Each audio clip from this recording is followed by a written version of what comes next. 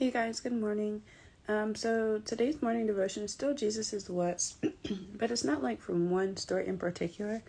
I was reading through the Gospels this morning and just paying attention to all of the individual lives that Jesus touched. We can think of him with the centurion, or him with the woman with the issue of blood, or him with the lady that they were passing and her son died and he raised her son. All of these individual encounters that Jesus has had with people. So we see that Jesus, he does ministry on many different levels, right? He does large group, he does small group, but then he also does individual and like person to person, one-on-one. And this is because Jesus wasn't just concerned with reaching the masses, right? He listened to the individual cries. He listened to the requests of single families. And not everything had to be big numerically for Jesus to care about it.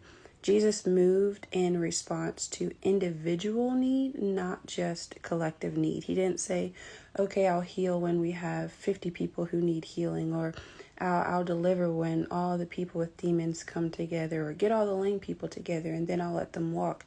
As he encountered person by person, that's when he healed. That's when he delivered. That's when he responded to the faith of the people that he was interacting with. And this is because Jesus cares about us as individuals. Like, yes, he cares and wants to grow his kingdom, but bigger or more important than his kingdom is like us to him. He cares about us as people, as the individual beings he has created us to be. We are enough. You are enough.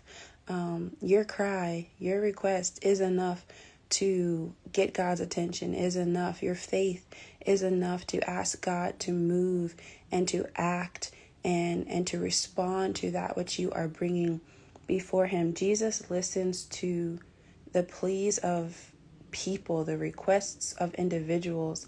And at times in the Bible, in the stories, we'll read that he even asked, like, what can I do for you? Or what are you looking to be done?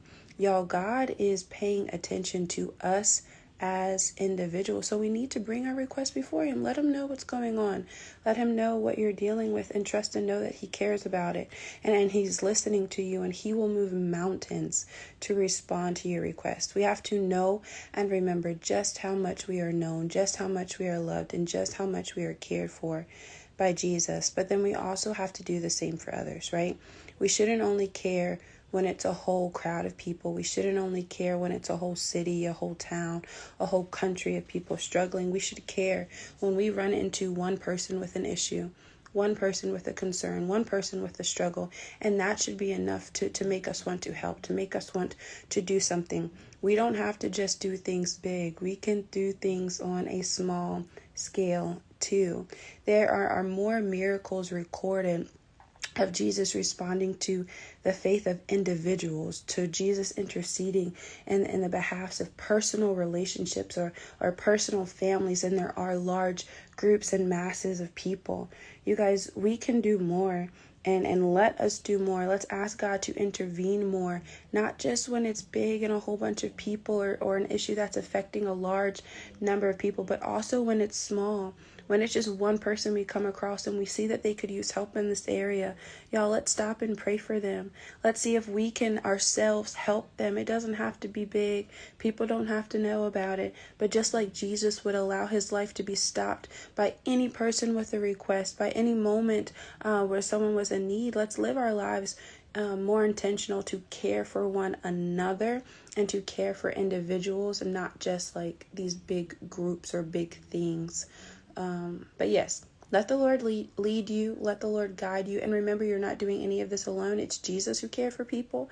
And it's only Jesus, God, and the Holy Spirit who are going to help us to be able to care for people in the same way that he did. So let's invite him into the situation and follow his lead and the prompting of the Holy Spirit as we are being used to be the hands and feet of Jesus, not just in big crowds, but also in one-on-one interactions. You guys have a great and wonderful day today. Bye, y'all.